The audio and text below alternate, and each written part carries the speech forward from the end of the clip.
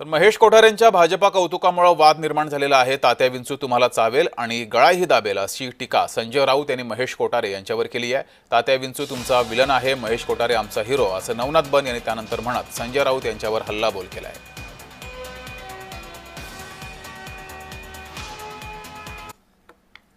ये आपलं भाजप म्हणजे आपलं घर आहे, पण मी जरा सुद्धा भाजपचा भक्त आहे, मी मोदीजींचा भक्त आहे। आणि आता हे 15 वर्ष झाले, 16व्या वर्षाचं आपलं जे दिवाळी सेलिब्रेशन होईल तेव्हा मुंबईवरती कमळ फुललेलं असेल याची मला खात्री आहे। तर या संदर्भात संजय राऊत यांनी काय विधान केलेलं आहे आणि त्यावर नवनाथ बन यांनी काय टीका केलेली आहे पाहूयात। ते कोणत्याही पक्षाचे असू द्या, प्रत्येकाला मताचा अधिकार आहे, पण आपण एक कलाकार आहात आणि तुमचं सिनेमे फक्त भाजपच्या लोकांनी बघितलेले नाहीये। तात्या विंचू चावेल तुम्हाला असं बोलला तर तात्या विंचू असं मराठी माणूस होता, रात्री चावा गेली येऊन गळा दाबेल।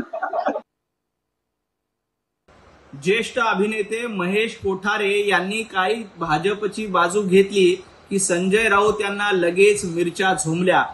महेश कोठारे म्हणाले की आम्हाला भाजप आवडतं, मोदीजी आवडतात, मोदीजींनी केलेलं काम यामुळे अनेकांना मोदीजी आवडतात। तर संजय राऊत तुमच्या पोटात का दुखतंय? तुम्ही म्हणतायत की तात्या विंचू मराठी माणूस होता, परंतु तात्या विंचू व्हिलन होता। तुमच्या सोबत व्हिलन आहे तर आमच्या सोबत हिरो आहे। तर यावर शिवसेनेचे नेते दीपक केसरकर यांचीही प्रतिक्रिया समोर आली आहे, ती पाहूयात। महेश कोठारे एक चांगले कलाकार आहे, त्याच्यामुळे त्यांनी केलेल्या विधानाचा आणि त्यांच्या सिनेमातील असलेल्या काही कॅरेक्टरचा संबंध जोडून त्याच्यामधून काहीतरी विकृत स्टेटमेंट करणं अत्यंत चुकीचं आहे। शेवटी प्रत्येकाला अधिकार आहे, ज्यावेळेला ते म्हणतात की त्यांची उभाटाच्या संदर्भात ते स्टेटमेंट देतात एखादं, त्यावेळेला त्यांना कोणी असं बोलत नाही आणि त्याच्यामुळे दुसऱ्यांनी बोललेलं ऐकून घेण्याची सुद्धा सवय ही लावून घेतली पाहिजे।